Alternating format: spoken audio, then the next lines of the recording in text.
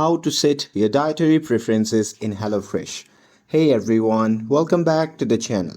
So if you want meals that match your taste, well here is how to set your dietary preferences in the HelloFresh mobile app.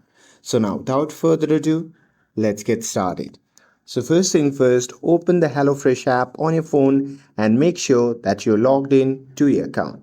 And now here, once you're inside the app, you can just tap on the profile icon or menu in the top corner, and there you'll see options like Veggie, meat and veggies, family friendly, quick and easy, and much more. So there you can simply tap the one that you like and the app will customize your weekly menu. So there, once you're done with that, you can just tap save or update to apply your preferences. And that's it. Now HelloFresh will only suggest meal that fit your lifestyle. And with this, if you found this video helpful, then don't forget to like, share and subscribe to get updated for more videos.